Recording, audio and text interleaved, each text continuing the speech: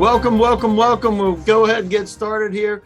The interagency briefing for killing pathogens with dry fog and disinfection. I'm telling you, we're going to kill stuff, David St. Clair, aren't we? Uh-oh. Are you muted? Oh, yeah. No, I'm fine. All right. Okay. Just making sure. The gentleman that you see there is Mr. David St. Clair.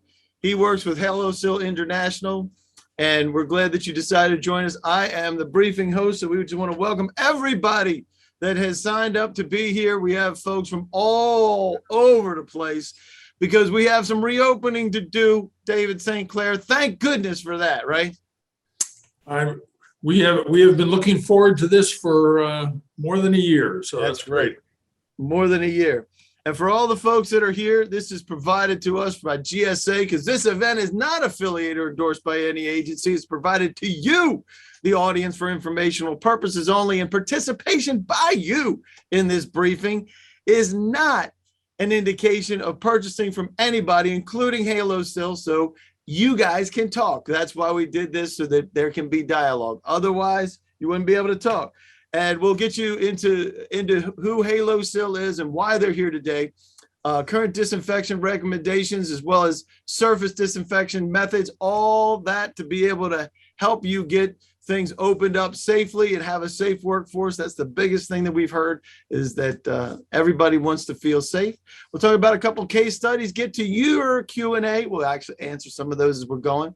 And some information options, as well as closing remarks before we get out of here. If you've been living under a rock for the past year and a half and you don't know how Zoom works, here's how it works. You can open up that right-hand side and drop that down, and in that little drag bar, you can make us bigger or smaller. So if you like the way that David St. Clair is dressed today, you can make him bigger. If not, you can make him disappear altogether.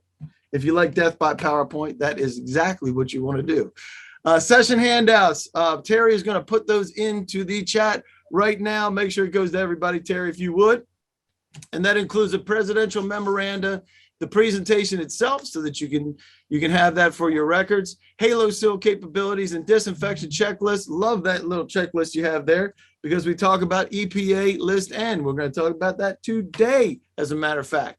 So you said how this is going to be the best briefing ever. If it's short and to the point, keep it brief is what that means.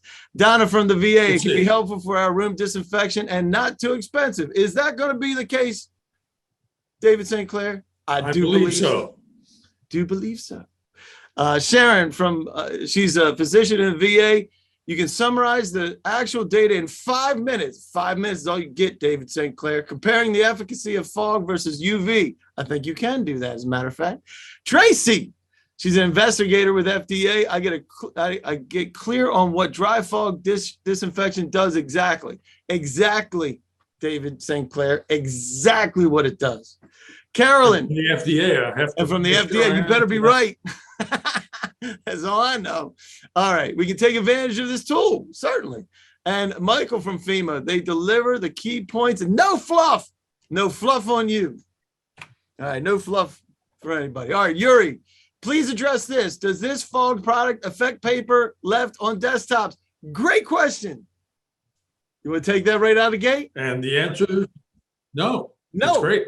And that's why it works that way. So Fernando from the VA, this process coincided with CDC's aerosoling instructions. Got it?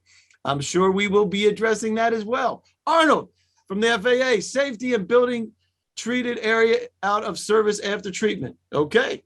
How long that is, I would think. Patricia, air purification and harmless disinfections. Love that. And Amir, basis for the dose, strength, and duration at the contact surface.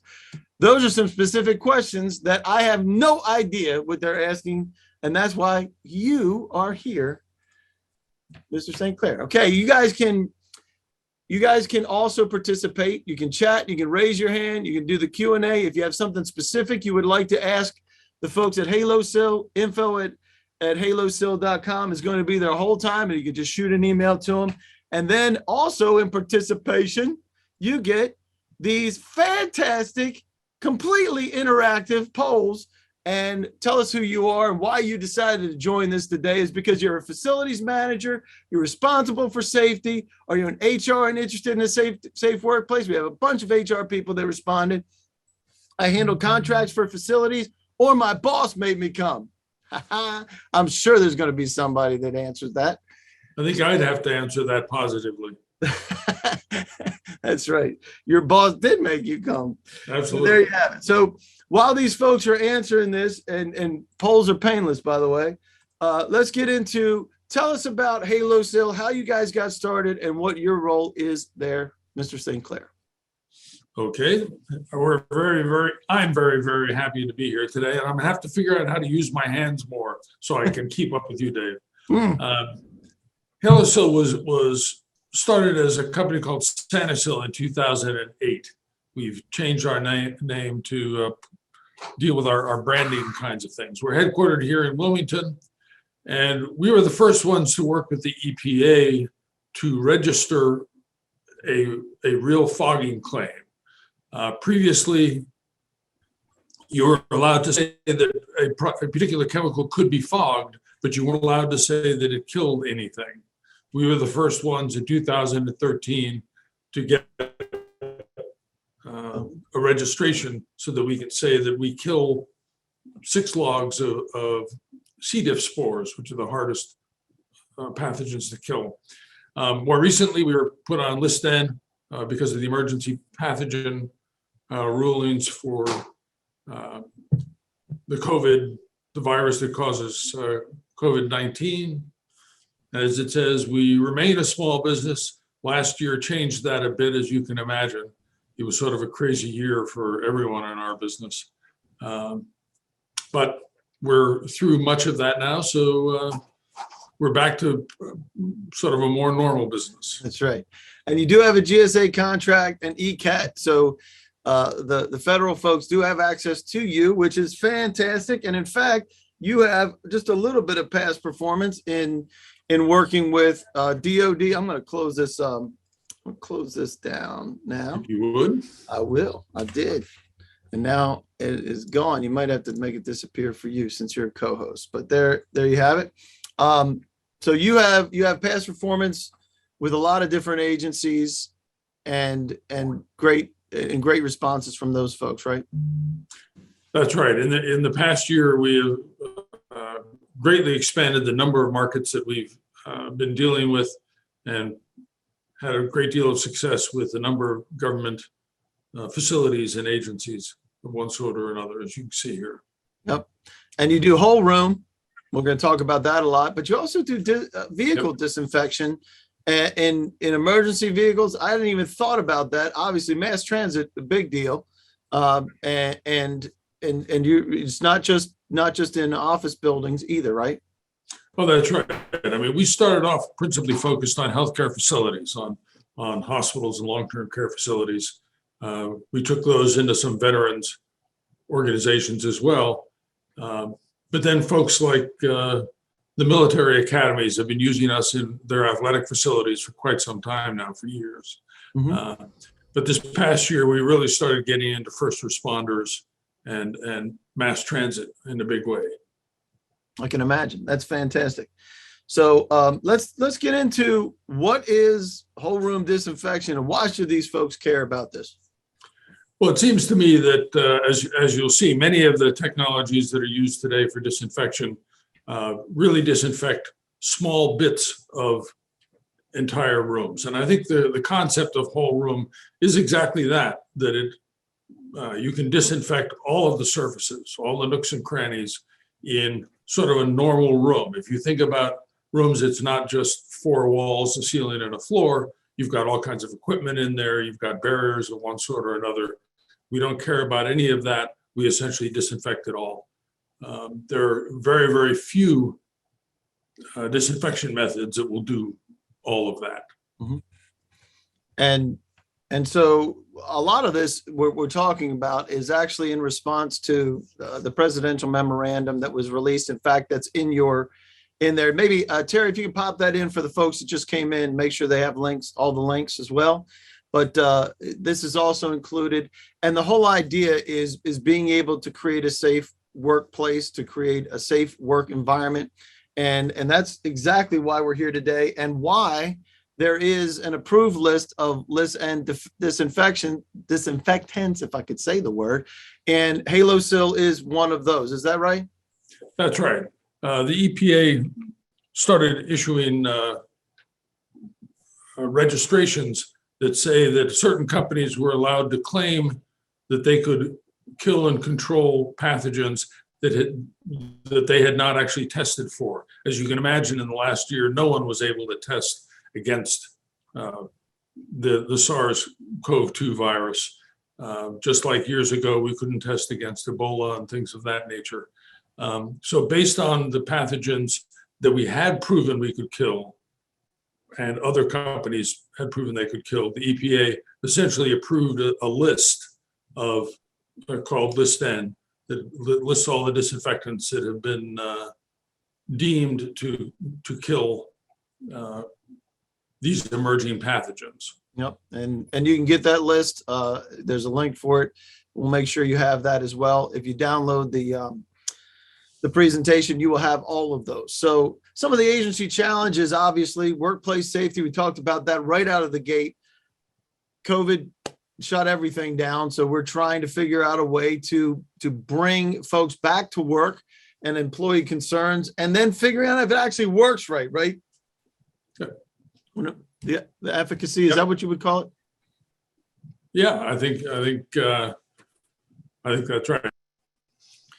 And then overall, we had some questions about the cost of cleaning and disinfection. That is something that was not really considered all that much until a year and a half ago, and now we're dealing with those. And then disinfection methods, we're going to talk about that specifically, and then getting to a place where you can vet the qualified vendors, right? Because there's a lot of folks that claim a lot of things, and List N is a great place to start, I would say. Wouldn't you say, David? That's right. I think the EPA does a very good job of vetting certain chemical disinfectants and trying to make sure that the right claims are being made. Unfortunately, they don't have the ability to enforce sort of uniformly across the country, particularly in a year like last year. So there were a lot of people who were making false claims. Sure. Who essentially got away with it, at least for a while. For a while. Not so much anymore. Well, we hope not. We hope not.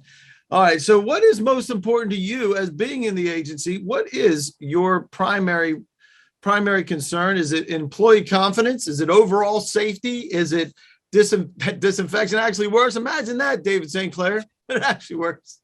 And it doesn't ruin my stuff. That's one of the questions early on, right? About paper and electronics is another area that there's an incredible concern about, right?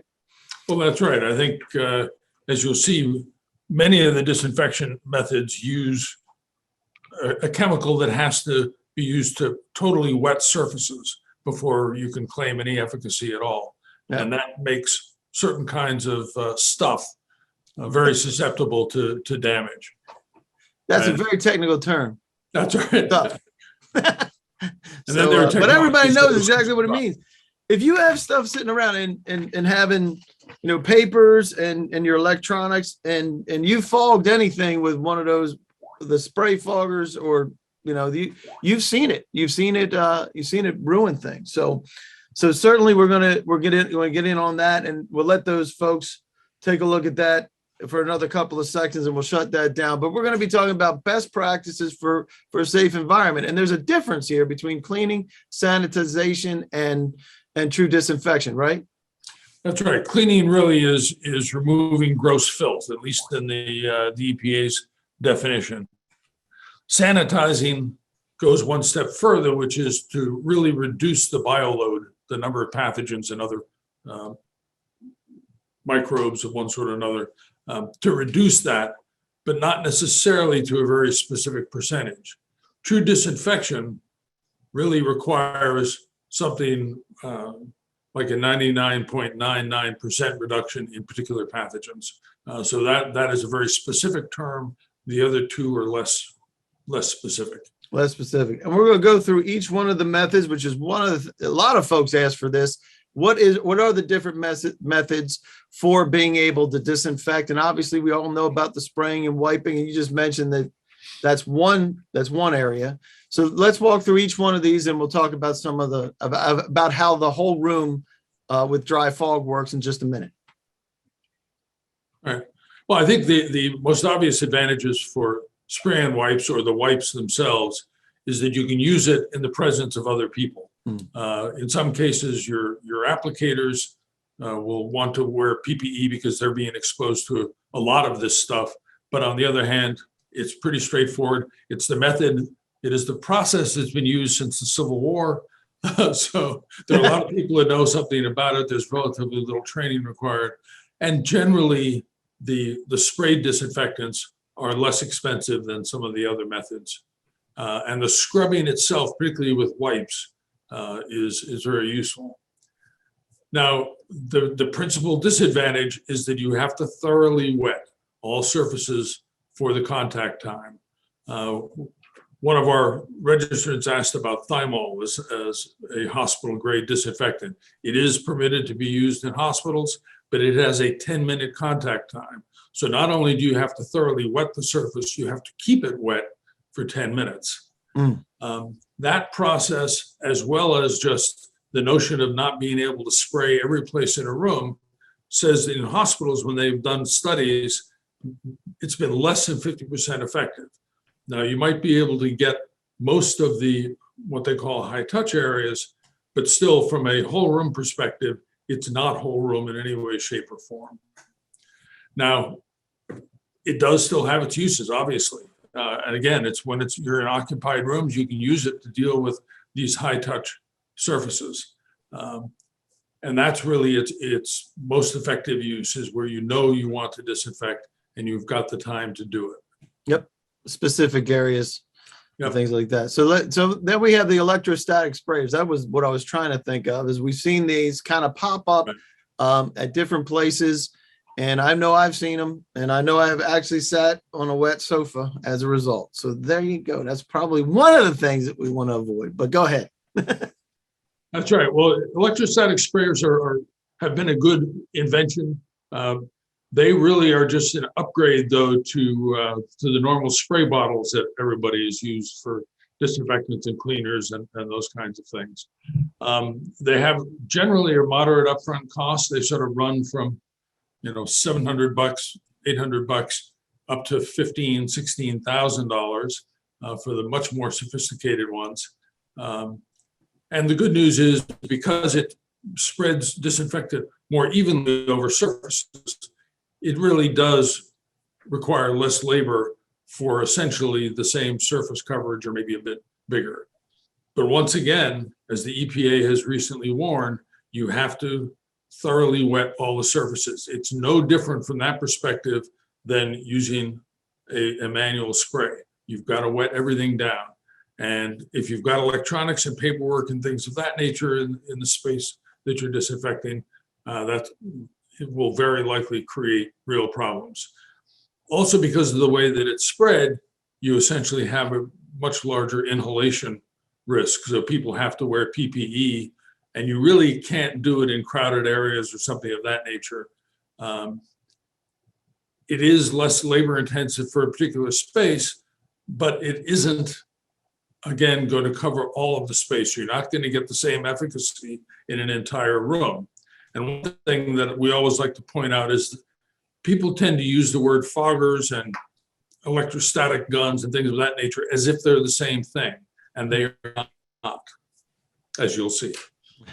I'm sure we will. No fluff, though, David. No fluff. Remember? That's right. Oh, sorry about that. And again, we do have a list of ideal uses. So it's where you can do surfaces at a time, where you need a quick turnover. You want somebody to be able to walk through a room, wet down surfaces in a hurry, and move on. And it's also good for open spaces that you can't sort of isolate easily from other spaces. So now we get to the UV, UV. and I had an interesting conversation with some folks with the VA. This was back right before COVID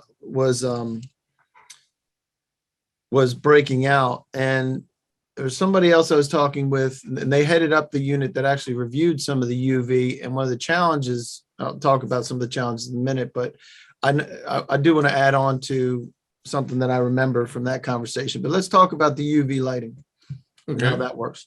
Well, the good news is their surfaces are kept dry. Yes, sir. It is a relatively fast process, relatively so. And it's safe around things like electronics and paper and things of that nature. So the dryness really helps. The major issues with UV have to do with the fact that they miss pathogens in shadows.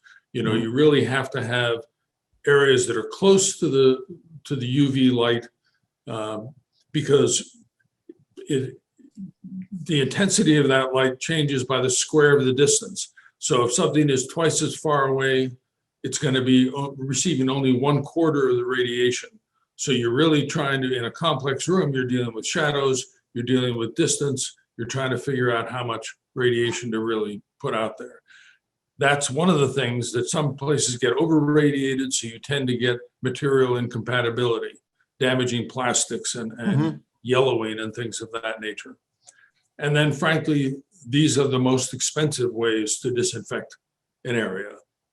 You have units that are anywhere from sort of $80,000 to $150,000 a piece. The capital cost is very high. Maintenance for bulbs and things of that nature is also very, very high. And at this point, there are now some guidelines being issued, but most of them have to do with how the system is being built and where it's being built rather than the efficacy. So the regulatory agencies haven't really caught up to this technology. And because of the missed pathogens, this really isn't a whole room disinfection. And that's exactly what the folks at the VA were saying, that they needed to get into and behind things to be able to kill. Yeah, And the fact that it turned there's some expensive equipment that turns yellow pretty quick. Those were the two reasons where they couldn't get to the actual pathogen to kill it because it was behind something. Yep. So they did some tests. So anyway, go ahead. Ideal uses. There's still uses for all of these, right? Yeah. Well, once again, this is an excellent tool, albeit expensive, but an excellent tool if what you're really trying to do is sanitize a room. Mm-hmm. Certain areas that it might meet the disinfection parameters, but for the most part, you're just very quickly reducing the overall bioload in a particular room. And it's good if cost really isn't an issue. That isn't very often the case, but sometimes it seems that it is. Yeah. There are many people, if you talk to infection prevention people, who say this really augments chemical disinfection. So you really have to go through and wipe down surfaces with bleach or something of that nature, and then you can use it to try to reduce the bioload in the rest of the room. Yep. So now we get into the dry fog, which is what folks have been asking about. And take us through because this is what you do, right? This is what your product offering is. So tell us what you've seen in the market and how it works. Yeah. And I need to, let me differentiate just for a second between the dry fog we're talking about and things like hydrogen peroxide vapor systems. Okay. Those have been around for a while. We were the first ones, as we said earlier, to get an EPA registration for a fogging system. So we start with an aerosol that ends up killing essentially all the pathogens in a room. The dry vapor folks start with a very high concentration of hydrogen peroxide, 30-35%, which is hazardous, and then essentially heat it to vaporize it intensely. Both of those are dry, but they have very different effects on the environment that they're going into. The efficacy, though, is essentially the same. And again, the advantage is that when it's done properly, all the surfaces stay dry. So you're generating an aerosol, but it essentially evaporates before it settles on anything. So you don't end up with streaks on the floor and things of that nature. It's entirely dry. We have a registration that says that we essentially get to all of the surfaces, nooks and crannies in very, very complicated rooms. There is training required, certainly, but it's safe around electronics. And I think one of the key issues, unlike all of the other, or the previous ones we talked about, it is repeatable. So you know when you go into a room, you're going to get that same kill as the next time you go in or the last time you went in. Everything else is highly variable depending on what humans do. This system essentially always performs the same way. And just like everything else, there's downsides, right? Absolutely. It isn't free. So they tend to be moderate cost of acquisition, though it really depends on, there are 3 companies really that have this technology today. They're using hydrogen peroxide as the basis for the disinfection. And systems run from sort of $10,000 to $55,000, $60,000 among those competitors. You do have to temporarily isolate a space. So you have to close off the HVAC, you've got to seal the doors, things of that nature. Now with the right tools, that doesn't take a whole lot of time, but you do have to actually do that. And then once you've fogged, you really have to let that dwell in the room for some period of time and then aerate. The amount of time required depends on the size of the space, but you're looking at least typically a couple of hours. Now, it's used today for preventative efforts in all kinds of places. For offices, for hospital rooms, for operating rooms, for all kinds of places. And principally, it's focused on places where you think you've got a high risk for infectious pathogens. So in hospitals, traditionally, it was used for C. diff rooms and other isolation rooms first and foremost. Obviously, during the pandemic, that definition of high risk spaces increased dramatically. So, and we're going to take a look at what it looks like. And this is a fogger in the room, right? That's right. And over the course of a matter of minutes, right? That's exactly right. And you can see in this particular instance, the Halo fogger nozzle is mounted on a camera stand in a particular room. That allows you to use the same machine, the same fogger, to do a sequence of rooms pretty rapidly. But you can see that it fills the air very, very quickly. We always recommend, if you have drawers and things of that nature, that you open them, and other doored things. There's a lot of the vapor penetrates even closed spaces, but this just sort of makes it easier on everyone. So, and Doris had mentioned this on the way in. Doris from FEMA, she says, step by step, how to use the fog technique. And I think you're actually looking at that right here, aren't you? Well, you're looking at sort of the end result of that. Okay. So, the room has to be cleaned first, which is true for essentially all disinfectants. Has to be cleaned of gross filth. You then want to try to set up the room so that you can use vent covers and smoke detector covers, because there are some smoke detectors that look at that fog and think that it's smoke, as opposed to those that are looking for heat. You'll probably figure that out pretty quick, I would think. Yes, you do. You don't need the fire department to show up very often. And then any outside rooms, outside spaces need to be sealed off. We just use blue painter's tape around the doors and things of that nature. So it takes about 5 minutes to set up a room and get it fogging. Right. And Bill Northrop asks, how long does it take to kill a virus in the air? That's a tricky question. The EPA has started to issue guidance around testing for the ability of different systems to kill pathogens in the air, but they do not have prescribed protocols for that. On the other hand, we have taken their guidance, and in the beginning of August, we are running tests to demonstrate that the fog that fills the air, in fact, does as good a job on the pathogens in the air as it does on surfaces, but that has not yet been proven. So we do not have a registration for that. I cannot tell you that we kill pathogens in the air. All righty. So the biggest thing that we're finding is that this helps to restore confidence. It's not, there's the safety factor, and the other part is hey, people just feel safe in their office building again. So that's one of the things that you're finding, right? Well, yeah, we have to be careful when we use words like safe or safer or Okay. any of those things, because we are a highly regulated company, and we have to be very careful about what we say. We can't make claims that we can't prove. But what it does, what you can tell to your employees, to your visitors and others, is that the pathogens in this particular room have been largely killed and gotten rid of. There are lots of different ways that people get sick. This does not prevent all of them. That's a great disclaimer, Dave. Yep. David, that's awesome.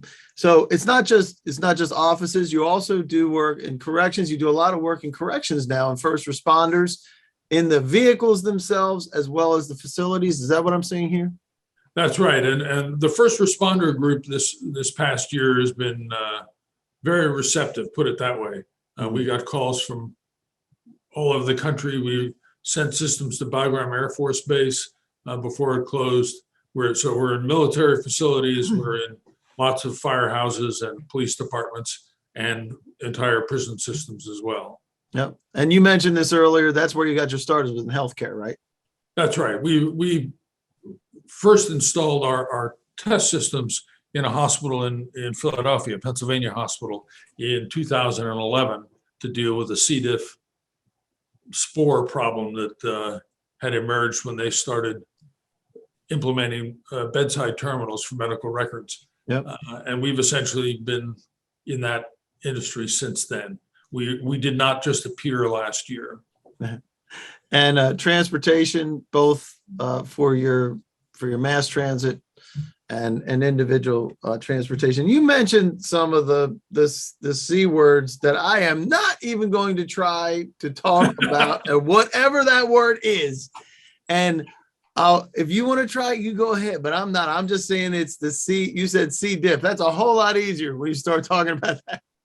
That's right. On the right-hand side, you have the new name. It was just renamed from Clostridium difficile to that. And I have to say, I'm a professional in this environment, and I trip over that.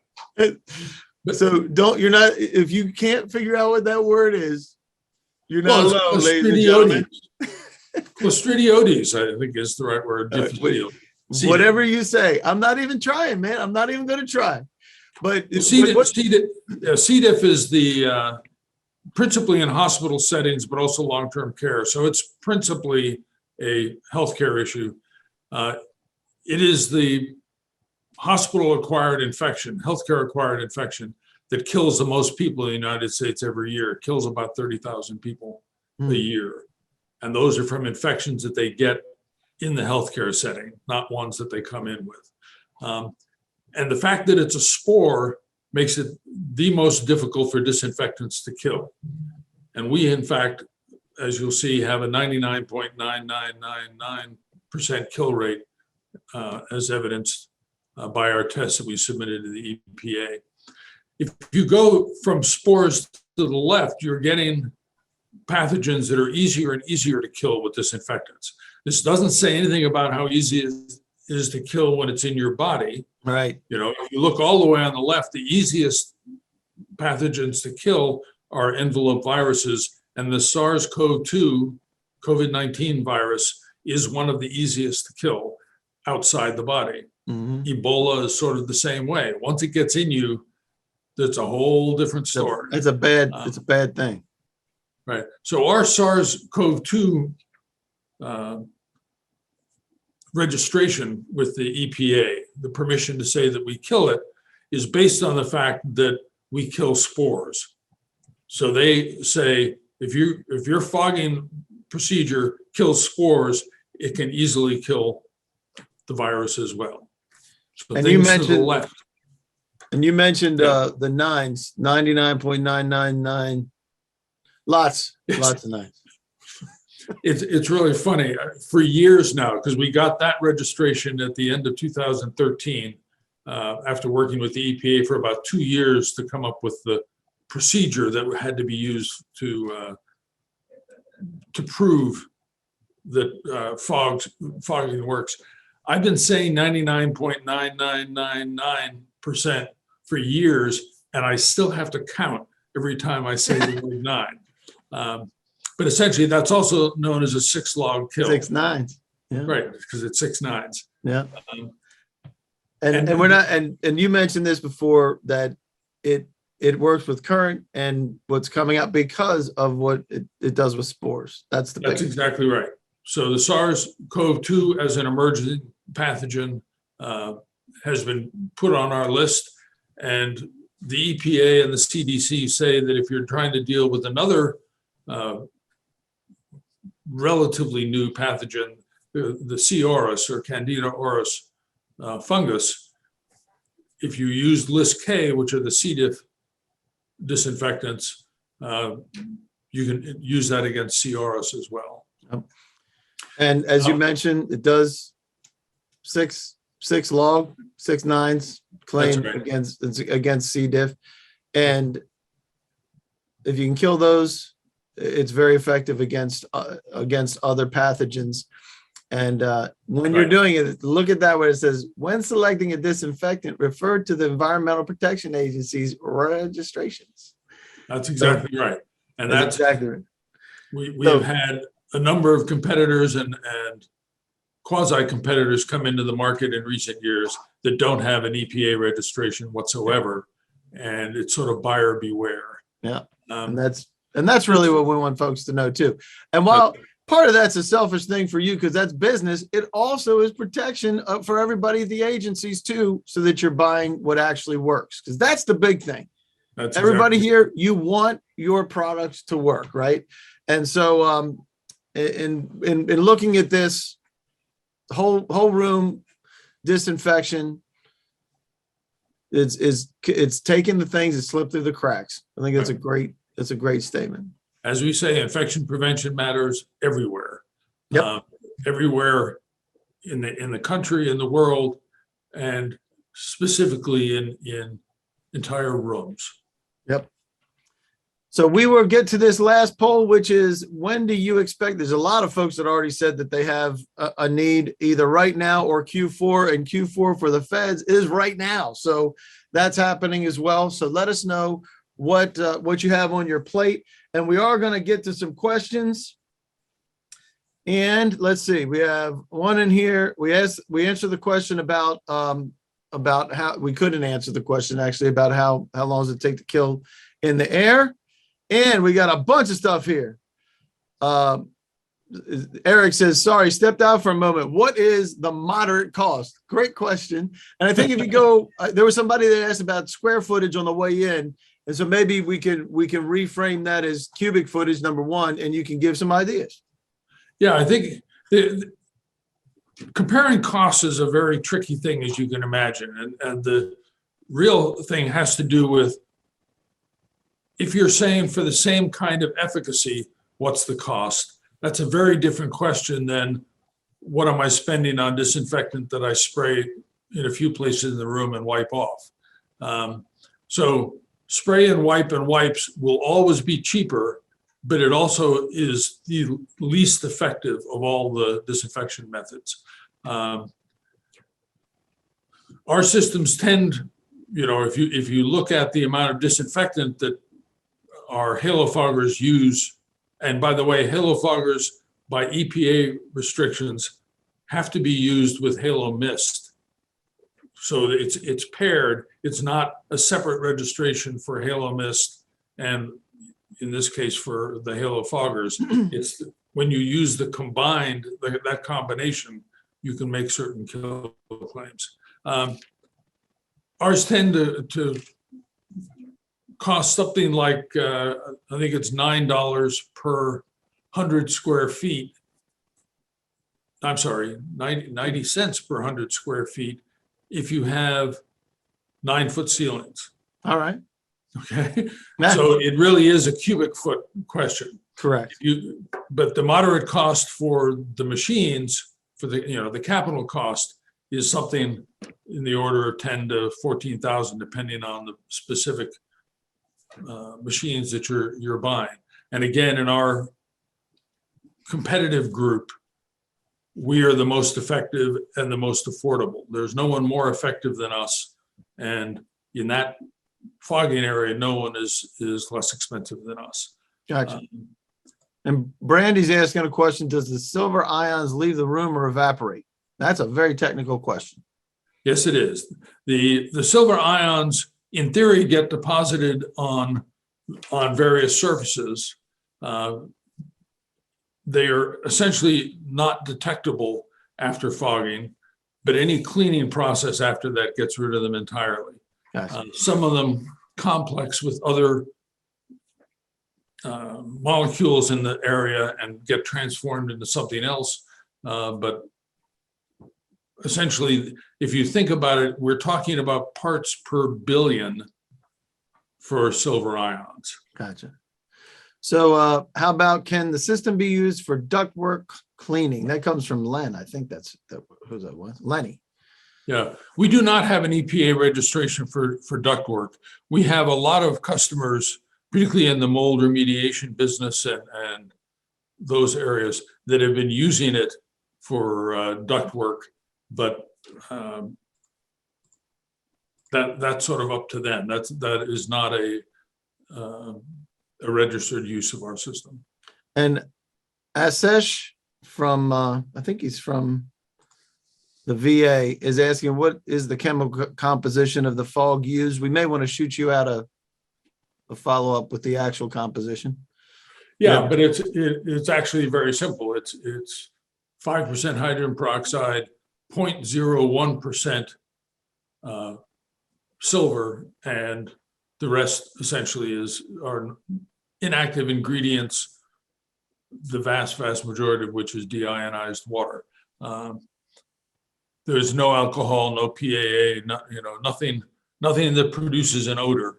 And it also, by the way, it produces no ozone or anything like that. I know that was the question. And Brandy has a money question. You're going to love this. Can a hospital leave toilet paper or paper products in the room? That's the first one. And she's got another one in a minute, but go ahead, answer that one. Can they? The answer is all of our hospital customers do undoubtedly leave them in the room. I can't say that we're going to disinfect all that toilet paper, certainly. That's a different disinfection problem, man. Generally, the requirement is you take porous materials out. Honestly, that isn't generally what happens. Yeah, so that's the idea of the dry fog too. And one more, can the unit treat 10-foot ceilings? And the answer is? Absolutely. Absolutely. I knew that. It really just depends on the cubic footage of the entire space, and you can use more than one fogger at the same time for bigger spaces. And so David Ferguson's asking, how does this compare to air purification methods? Since we are not allowed to say that we purify air, it's entirely different. Okay. We get a 99.9999, see, I counted, percent kill on things like spores on all the surfaces in a room, and we fill the room with fog that is used to kill the surface, pathogens on the surface. And Jeffrey Becker says, I'm a critical cleaning contractor using HaloSil since 2010. Hey, all right. Do you self-perform or simply sell machines and chemicals? We should talk. I do believe you are correct, Jeffrey. Yes, we do not perform services ourselves. We essentially have a whole assortment of service companies around the world, actually, that use our product as part of their service. So I guarantee you, after writing that in there, you're going to talk, Jeffrey. I know that for sure. All right. I'm sure somebody will be in touch. Oh, I guarantee you. Peter, I may have missed it, but how large a space will one machine fog? I'm going to end this poll, by the way. Go ahead. Did you get that? Yes, I did. Our registration for healthcare is something less than 4,000 cubic feet. But we know that the machine is capable of putting the right density of disinfectant into the air up to 10,000 cubic feet per unit. Got it. And I missed this one also. I'm sorry, and that's for us really the controlling issue is how much disinfectant is our fogger putting into the air over what period of time. In terms of ounces, it's 0.0113 ounces of our disinfectant have to be in the air per cubic foot. I know that I don't have the ability to measure that kind of particle No. distribution. So I'm going to leave that up to you. But he did also ask, I might have missed it, but how long before a person can come in the room after fogging? That really depends on the size of the space. For a normal size room, a large office or a patient room in a hospital, something of that nature, typically it's an hour and a half to 2 hours. But depending on what's in the room, if you have carpets and things of that nature, that can extend it as well. Many of our customers in non-healthcare settings tend to use the system at night. So they'll clean a room, fog it, and nobody goes in until the next morning anyway. So a lot of facilities do it that way, and then they don't have to worry about sort of the fine points of reentry time. There are ways to re-enter earlier with proper PPE and things of that nature if you need to. And we can get into that offline. Yeah, there's something specific that you can do. Fantastic. Well, if you have any more questions, feel free to shoot them over to info@halostill.com. Very easy to do. And when I started this with the disclaimer, you are not obligated to buy from any vendor. However, if you would like to reach out to HaloStill, but bam, there you go. There's their DUNS, their CAGE, their GSA number. If you need to run through partners, they have people all over, as you mentioned, David St. Clair. You do work with people like Jeffrey all over the place. And folks like Jeffrey are service disabled 8A hub zone. You have a bunch of folks that you can partner with. And there's another question potentially. I'll get to that in just a minute. And you will get a recap email early next week, which will have the presentation, the capabilities, which is in there still. If you want to pop those in one more time, Miss Terry on my team, she will do that so that you can have all of the links to these. You'll have a disinfection checklist as well as a link to the video that you can watch over and over and over for its entertainment value. David St. Clair, my man. And also being able to reach out for one-on-one meetings. If you'd like to reach out to David St. Clair directly, here is his information. And we have a couple of last minute questions, but otherwise we want to say thank you very much for joining us and for participating and your feedback, because it is very, very important that you know about these new technologies as well as have the right questions to ask, right, David? Absolutely. And I noticed one of the last questions was about certifying rooms. And I will say that our system is used with biological indicators, which is the way you certify kills in various rooms, is used that way all the time. Now, principally in medical research labs. We're in many, many, many medical research labs all over the country. And they very often will use biological indicators to demonstrate a kill. Most of our other customers use chemical indicators, which essentially they can put around the room anywhere, and it just shows that a sufficient amount of the mist has gotten to those areas that essentially would justify an EPA claim of a kill rate for different pathogens. So you can certify rooms if you want, and we're happy to show you how. Fantastic. So Asesh, I think you'll probably have a good conversation with these folks offline as well, because you've asked some great questions, and I think reveal exactly what the concerns are, both in the healthcare, and I think Asesh is with the VA, if I remember correctly. And working in healthcare, that's where you got started, which gives you the confidence as well as EPA's a list N. You're on EPA's list N, and that's a place to go if you're questioning whether or not the efficacy is going to work and the system is going to work, that's where to go, right? Right, David? That's exactly right. List N for the SARS-CoV-2 virus, and list K for C. diff and the other spore-based claims. So, Yep. So, and we just want to say, go I ahead. know we didn't get to all of the questions. If you've submitted questions to us, we'll make sure you get a direct answer from us if I haven't already been able to answer the question. You bet. And Bill Northrop says, good job with this, everyone. Bill, you can come back. We appreciate you guys being here. Thanks so much, David, for the education, as well as an overview of how these things work. And if you have any more questions, shoot them right out to info@halosil.com. And I am sure that David and his team will get to you. And we do appreciate you. Any parting comments, Mr. St. Clair? No, sir.